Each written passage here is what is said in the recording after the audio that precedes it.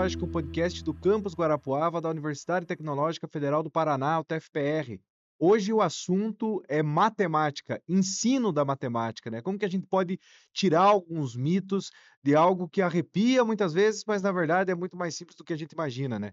A gente convidou para falar conosco aqui o professor da UTFPR do Campus Guarapuava, Michel Teston Semensato, que possui graduação pela Universidade Estadual de Maringá, mestrado em matemática pela Universidade Estadual de Maringá também, e o doutorado aqui pela UTFPR no campus Ponta Grossa. Seja bem-vindo, Michel, ao Tele Tecnológico. Obrigado, boa tarde. Obrigado pelo convite, participar aqui. Michel, como que começou para você esse assunto da matemática, aprofundar, né, desde ir para a graduação e depois seguir na carreira pesquisando? Ó, a graduação de matemática, vou ser bem sério, eu caí de paraquedas nela, porque eu não queria fazer matemática, não era matemática, minha primeira escolha era fazer engenharia da computação.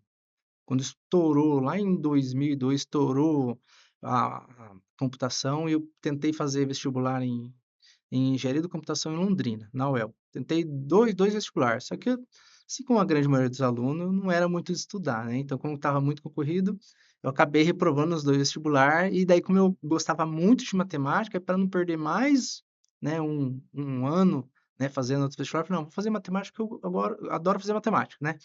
Só que assim, sem saber o que ia fazer da minha vida. Ah, vou entrar no curso de matemática. E acabei que entrei no curso de matemática e hoje aí tá minha vida inteira, né, desde lá, 2002 até hoje aí, seguindo essa linha aí da matemática.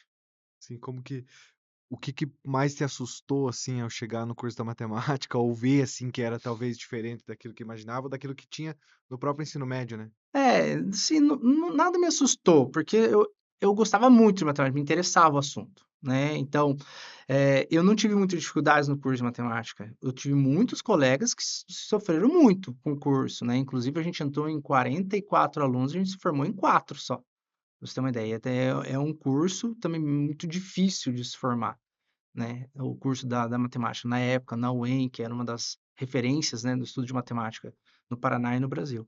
Então, o que eu sofria muito era o que eu ia fazer, né, eu estou fazendo matemática para quê? Vou dar aula na escola?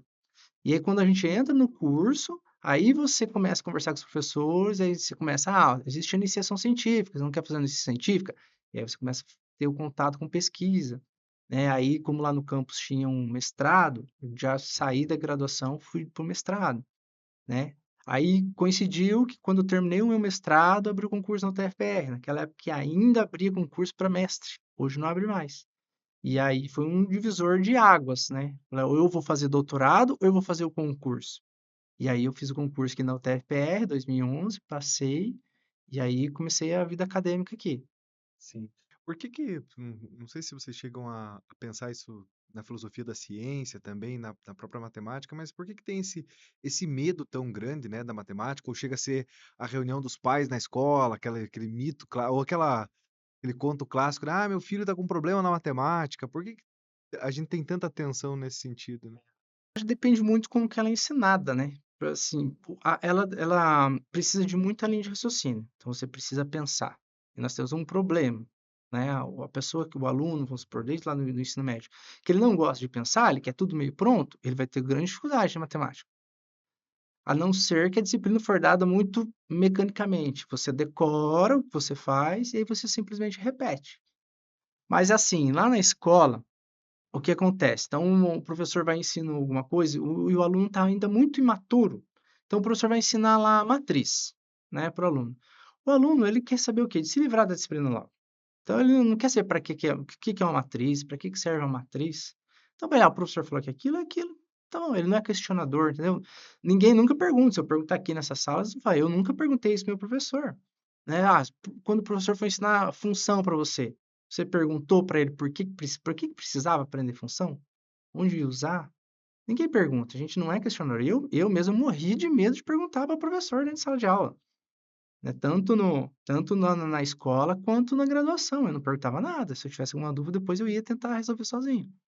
Mas existe essa, né, mistificação aí que a matemática é difícil, mas no fundo você vai ver, não é difícil, tem coisa muito mais difícil que aprender matemática. Sim.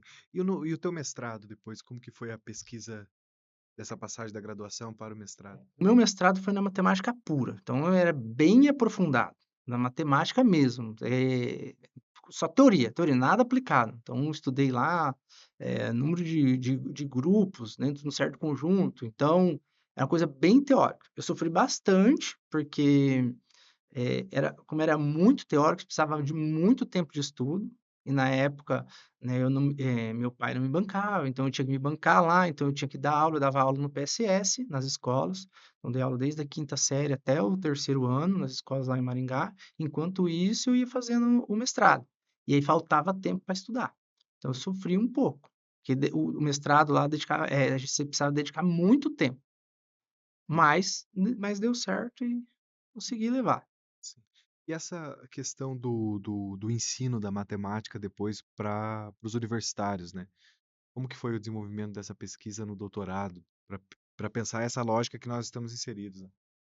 Para chegar na minha tese, aí foram anos, né, de ensino e coisas que eu não entendia e que eu queria entender o que estava acontecendo. E assim, ó, eu entrei aqui na UTF dando aula em 2012, começando a aula para os calouros, cálculo 1 e geometria analítica. Vamos falar mais dessas duas disciplinas que é o terror, né, de toda a engenharia, é o cálculo diferencial 1 e a geometria analítica.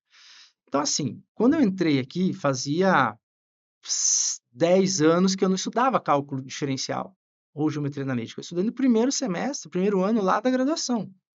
E aí, para você ensinar, você precisa aprender. Então, eu precisava aprender para ensinar. E eu ia lá, estudava, aprendia e ensinava os alunos. Aprendia e ensinava os alunos. E aí, o que acontecia? Os alunos iam mal, né? Ou iam falar, professor, não estou entendendo, né? Não entendi. Aí eu ficava me questionando, mas como que os alunos não entendem, né? Como que os alunos não entendem? Parece, na minha cabeça, parecia tão fácil, né? Eu estudando para ensinar eles. E aí eu comecei a pesquisar. Por que que os alunos não entendem a matemática no ensino superior? E aí, né, na minha cabeça, eu pensava assim: se eu aprendo, os alunos também podem aprender. Só que eu não levava em consideração que tinha uma grande diferença entre eu estudar para ensinar e eles simplesmente aprenderem, né? Então são objetivos diferentes. E eu pensava assim: mas será que é a minha maturidade, né, que eu tenho uma maturidade, eu chamava isso de maturidade. Será que eu tenho uma maturidade melhor para estudar matemática, coisa que os alunos não têm? E aí, quando a gente entra no ensino superior, isso 90% dos professores, tanto no ensino médio quanto no ensino superior, os que dão aula de disciplina de matemática, se você perguntar para eles qual é o problema dos alunos, ele vai falar, é a matemática básica. O aluno chega aqui sem saber matemática básica. E esse não é o problema. Ele vai ter dificuldade se ele não sabe matemática básica, mas esse não é o grande problema dos alunos. Nós tentamos fazer vários cursos de extensão, que a gente chamava de cálculo zero ou pré-cálculo, para ensinar matemática básica, antes do cálculo diferencial 1, né? Então, o aluno vai estudar funções, né, ou limite de funções para estudar as derivadas, então ele precisa saber funções. Então, a gente vinha lá, fazia uma grande revisão de funções lá no ensino médio. O que acontecia? Os alunos acabavam desmotivados para tentar aprender, claro, porque eles já viram no ensino médio, e acabavam abandonando. A gente tentou de várias formas diferentes, né? Fazer o mesmo tipo de cálculo zero. Teve um ano aqui que teve um fórum das disciplinas básicas das engenharias, e eu participei como representante da matemática. E teve uma palestra do professor da Federal de Santa Catarina, bem relacionado a esse tipo de problema. Porque a gente discutia que, o problema é matemática básica, e até se discutir, então vamos colocar uma matéria obrigatória de matemática básica, porque eles não vêm, eles abandonavam, eles achavam que era muito desmotivante para eles estudar tudo de novo.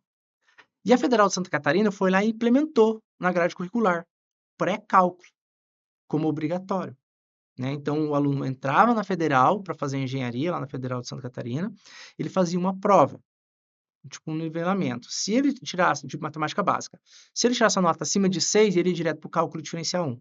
Se ele tirasse menos, ele era obrigado a fazer o cálculo zero. Aí o que aconteceu? Em vez dos alunos começarem a reprovar no cálculo 1, eles reprovavam no cálculo zero. Ou seja, o problema não é a matemática básica. Então, agora ele estava reprovando em matemática básica. E aí, aquilo começou a me instigar. Falei, não, mas então qual que é o problema disso aí? Né? E aí eu comecei a colocar minhas práticas, falando por que que eu aprendo e o meu aluno não aprende. O que que tem diferença? Eu fui aluno igual eles. Eu sentei ali na cadeira e tinha que estudar igual eles. E aí vinha na minha cabeça esse termo, maturidade matemática, os jeitos da matemática. Até então que um dia, né, pesquisando, eu encontrei o termo autorregulação da aprendizagem. Então, e aí eu vi que algo tinha a ver com a autorregulação da aprendizagem, que é o processo que o próprio aluno monitora e avalia o seu próprio aprendizado. Então, o que eu chamava de maturidade matemática, chamava autorregulação da aprendizagem. Então, a minha pesquisa, aí, quando eu fui fazer o doutorado, eu falei, vou tentar fazer algo na autorregulação da aprendizagem, vou tentar autorregular meus alunos. Existem inúmeras pesquisas, inúmeros números, diz que o aluno que ele é um aluno mais autorregulado, ele tem um desempenho muito melhor que os alunos que não são autorregulados. Só que assim, dentro da autorregulação da aprendizagem, você tem várias dimensões que afetam o ensino do aluno, né? Você tem os fatores cognitivo e metacognitivo, você tem os fatores social, o emotivo e o afetivo e o motivador. Então, você tem várias frentes ali. E algo que influencia em quase todos eles é o desempenho acadêmico. Então, o aluno que vai mal logo no começo, ele já é menos motivado, ele já se sente mais depressivo, né? E isso influencia muito. E aí, né, tem várias pesquisas também, né, que isso já dentro da minha pesquisa do doutorado, né, que eu andei pesquisando, né, por quê? Por que que eles reprovam tanto em matemática? Então, assim, o grande vilão em si das evasões de cursos de engenharia, realmente são as disciplinas que mais reprovam nos primeiros períodos. E entre elas, os cálculos, né? Você tem a disciplina de comunicação no primeiro período, você deve ouvir os alunos reclamando aí de cálculo e geometria analítica. Então, são as disciplinas que mais reprovam. Então, essa reprovação, esse grande número de reprovação nessas duas disciplinas, é um grande fator de evasão, de reprovação nas disciplinas e evasão dos cursos de engenharia. Para você ter uma ideia, no mundo, hoje nós temos uma evasão de mais ou menos 45%. Isso a nível mundial, dos cursos de engenharia. Então, 45% dos alunos que entram no curso de engenharia, eles acabam abandonando o curso de engenharia. Na UTFPR, tem uma pesquisa da Edneia, que eu, né, inclusive, usei como base da minha tese, que ela fez um levantamento dentro da UTFPR. Então, nos anos de 2018 até 2019, então, antes da pandemia, né, como minha pesquisa pegou uma parte da pandemia, essa pesquisa após pandemia ficou meio, né, ficou meio defasado. Mas logo antes da pandemia, 2018, 2019, a gente tinha um índice de quase 70% de reprovação na disciplina de cálculo diferencial 1. Então, é um nível muito alto, né? Cada 10 alunos que entram ali para fazer o cálculo 1, apenas 3 vai ser aprovado na disciplina. E esses outros 7 acabam se motivando e evadindo. Então, minha pesquisa foi isso. Por que que o aluno não consegue, né? Não consegue aprender. Então, na minha pesquisa, eu cheguei, ó, o aluno precisa ser autorregulado para aprender, que é o que acontece com a gente quando a gente é professor. A gente já tem uma experiência muito maior, a gente já é autorregulado, a gente sabe estudar. Né? Só que a minha pesquisa foi direcionada à matemática, então, a autorregulação da aprendizagem da matemática no ensino superior. E aí eu comecei a pesquisar e vi que praticamente não tinha pesquisa na autorregulação da aprendizagem da matemática no ensino superior. E aí minha ideia foi, então, vou fazer alguma coisa, né? Eu vou fazer um projeto de extensão, um material que autorregule o aluno conforme ele vai estudando o cálculo. Só que aí, conforme eu fui avançando nas pesquisas, aí eu comecei a avaliar, tá, o aluno vai chegar aqui, eu vou começar a ensinar o cálculo, vou apresentar esse material para eles, para tentar autorregular eles.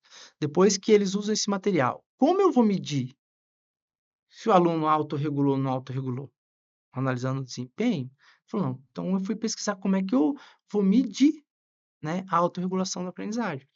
E aí, né, eu vi que existiam, né, dentro da psicologia, aí minha tese caminhou até para dentro da psicologia, né, na área da psicometria. Que existem instrumentos para medir construtos, que são os conceitos teóricos que você não consegue medir diretamente. Por exemplo, o amor. Você não consegue medir olhando para a pessoa, né, a quantidade de amor, de tristeza, de depressão. E aí você tem as estratégias de aprendizagem. Então, são conceitos que você não consegue medir diretamente. Né? E eu fui pesquisar e eu vi que não existia, né, um material, um instrumento para mensurar, por exemplo, estratégias de aprendizagem da matemática que são essenciais para o ensino superior. E aí minha tese acabou direcionando, falar, então se não tem, vou tentar fazer um instrumento para mensurar essa estratégia de aprendizagem, porque é importante para a pesquisa científica. Porque se eu quero analisar que o aluno que não tem estratégias de aprendizagem, ou tem uma defasagem nas estratégias de aprendizagem, isso influencia no ensino dele, como é que eu vou comparar? Então, eu preciso de um instrumento que identifique as estratégias de aprendizagem. E aí, minha ideia foi nessa questão do instrumento. E aí, eu acabei pesquisando, diz que não existe no Brasil um instrumento que para mensurar essas estratégias de aprendizagem no ensino superior. Eu encontrei um instrumento alemão de um professor lá de uma universidade da Alemanha, que chama LINST, o instrumento, para identificar algumas estratégias de aprendizagem. E aí eu acabei fazendo, na minha tese, uma tradução e a adaptação transcultural deste instrumento para os estudantes da engenharia no Brasil. Então, a minha metodologia, a minha pesquisa foi em cima de fazer essa tradução e essa adaptação transcultural. Porque não é simplesmente você vai lá, existe um instrumento, pega ele da Alemanha, vou jogar no Google, traduz e agora vou aplicar para os alunos, né? Então, não é assim que funciona. É outro contexto, é outra cultura. Então, você precisa fazer toda uma metodologia para você poder utilizar o instrumento. Em que parâmetros, assim, são possíveis encontrar, então, nessa estratégia de aprendizagem que você acabou fazendo trazendo para cá, né, esses pontos? Esse instrumento, ele vai identificar algumas estratégias de aprendizagem que são essenciais para a aprendizagem da matemática no ensino superior. Então, por exemplo, o uso de demonstrações matemáticas. Então, basicamente, o aluno no ensino médio, ele não trabalha com demonstrações, ele trabalha com coisas bem, vamos dizer, mecânicas. O professor ensina o aluno, vamos aprender a dividir polinômio. Então, ele ensina, é assim que divide esse polinômio por esse polinômio. E aí você tem uma lista de exercícios que é, divida os seguintes polinômios. E aí você tem 30 exercícios igual, para o aluno repetir. Quando ele chega aqui no ensino superior, ele precisa pensar, ele precisa fazer ligação entre conceitos. Então, por exemplo, no cálculo 1, o objetivo é ensinar a resolver problemas de otimização. O engenheiro, ele precisa resolver problemas. Ele não precisa saber fazer derivada. Derivada um software faz, né? Então, ele precisa saber resolver problemas. Então, um grande objetivo do cálculo diferencial 1 é ensinar os alunos a resolver problemas de otimização.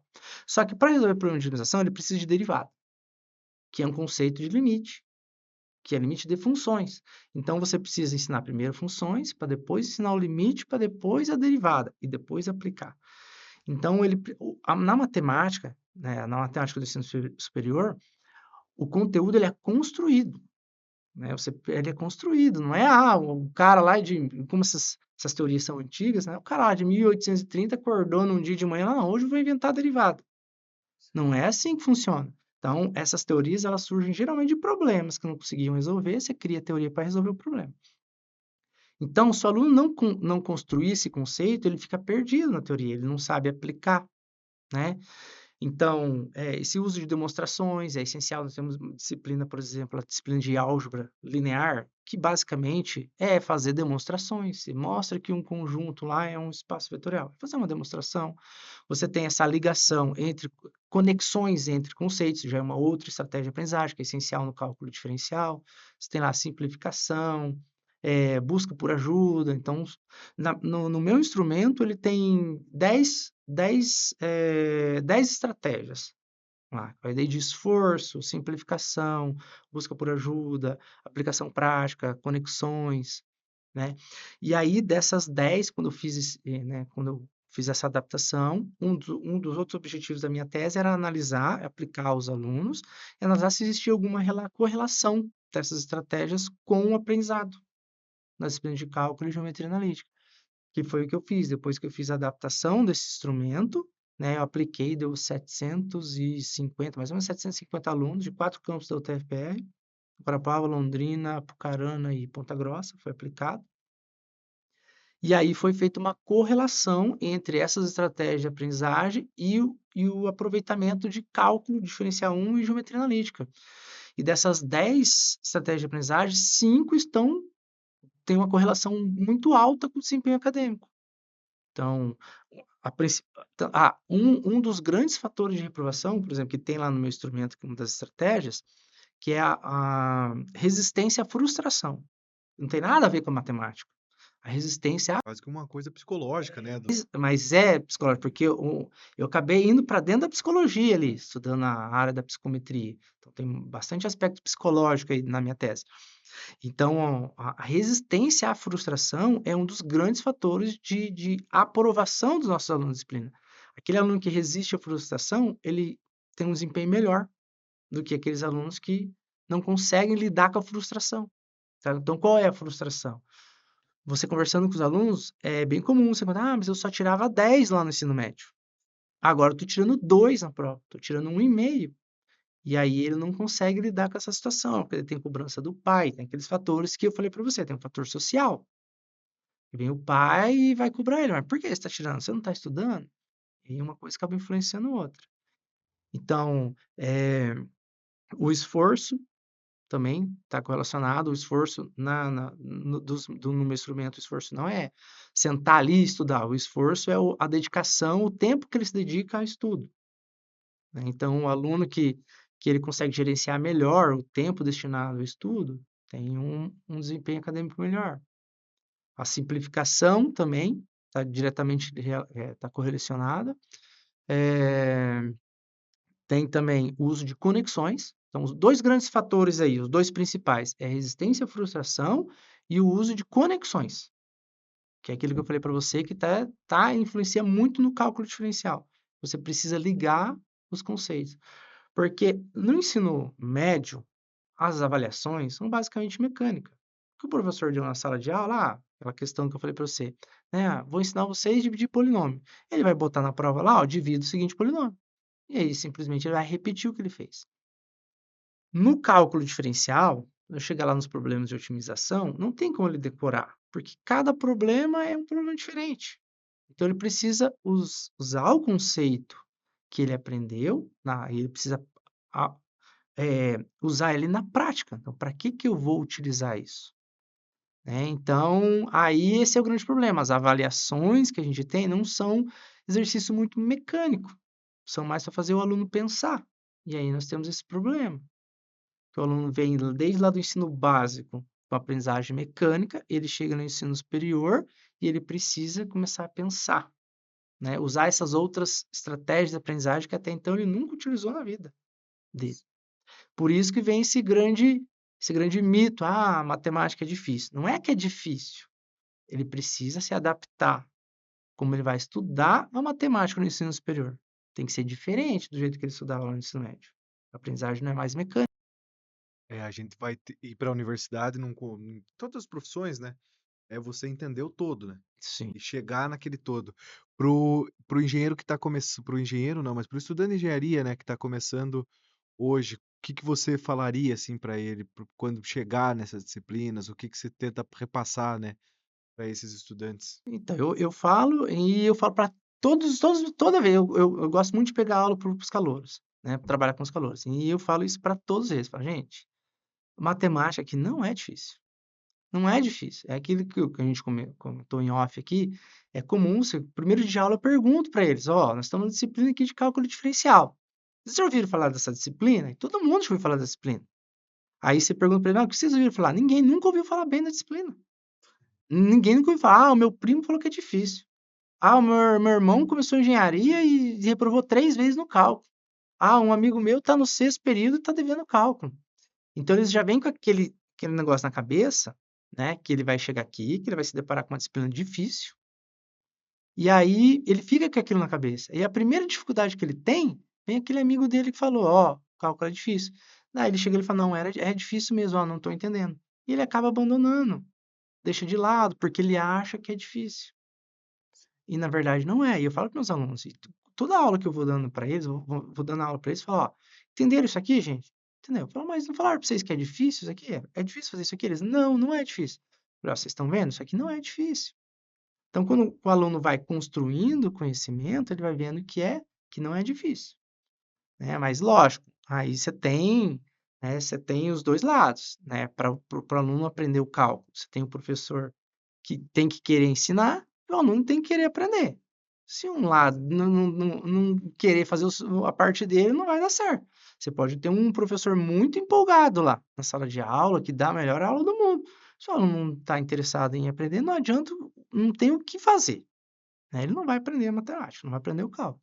Ou o contrário, você tem um aluno super empolgado para aprender e você tem um professor, né, que não está querendo muito ensinar. O aluno também não vai aprender.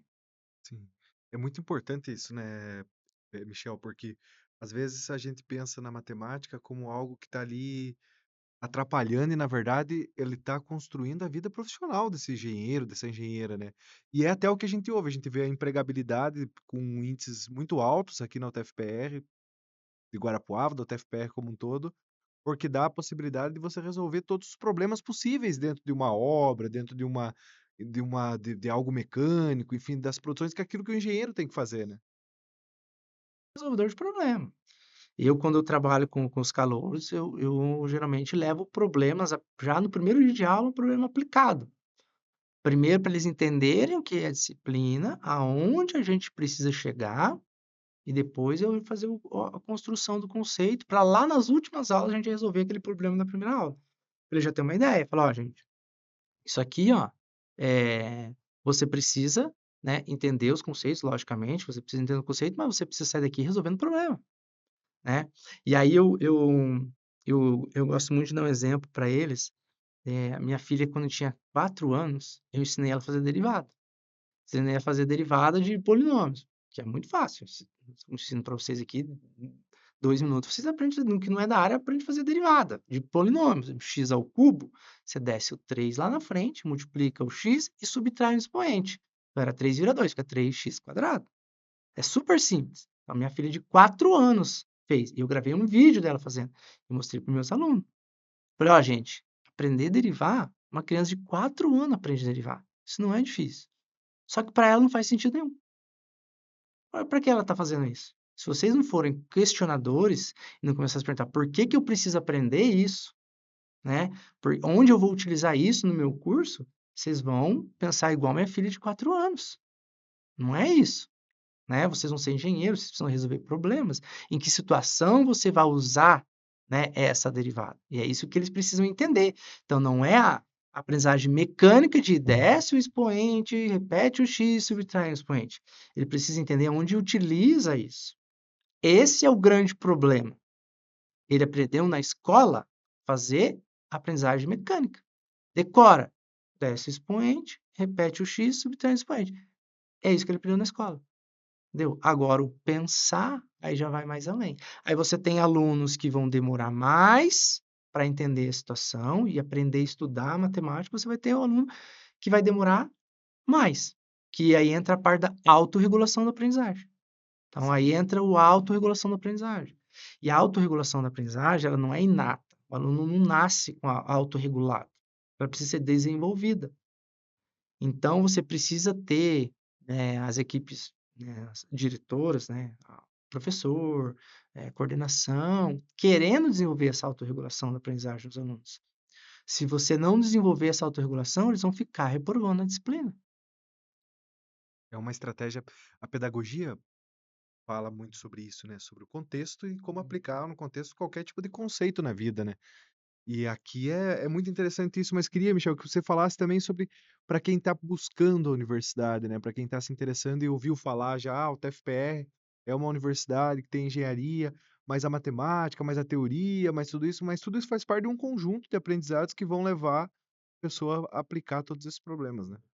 O pessoal que quer entrar na engenharia, que está escutando o pessoal falar, não, que os cálculos é difícil, não acredita nesse pessoal aí. Cálculo não é difícil. Cálculo não é difícil, a geometria analítica não é difícil. Eu falo para meus alunos, aprender a dirigir é mais difícil que aprender cálculo, tá? Aprender a tocar um violão é muito mais difícil que aprender o cálculo, né?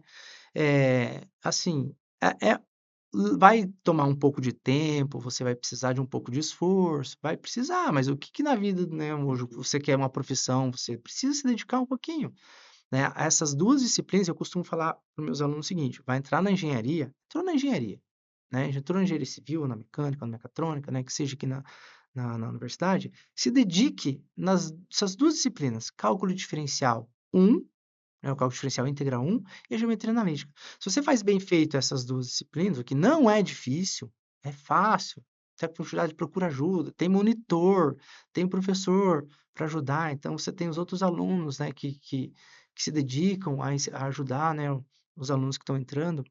É super simples, não é difícil, é fácil fazer. E se você tiver, né, você fizer bem feito o cálculo diferencial integral 1 e geometria analítica, você não vai ter dificuldade em mais nenhuma disciplina de matemática. Porque o que acontece? O aluno ele entra, ele vem lá o cálculo diferencial integral 1, ele escutou falar que é difícil, então ele chega ali, primeira dificuldade que ele tem, já vem lá na cabeça dele, nossa, realmente é difícil. Ele tem um bloqueio no cérebro dele já, que ele aquele Predisposto, já né? vem, lá vem do subconsciente aquele negócio é difícil.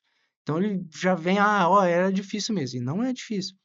E aí ele acaba levando meio, né, ali, não faz mal feito, aí mesmo que ele consiga uma nota 6, né, e não aprendeu os conceitos, porque aí vai depender muito da avaliação do professor também. Costumo falar muito com meus alunos, avaliação hoje nota não é nada, a nota. Você pode ter uma nota com um professor, você ficar com 10 e não ter aprendido nada. Ou assim como você pode tirar 6, né, com o professor e ter aprendido muito mais que aquele que tirou 10.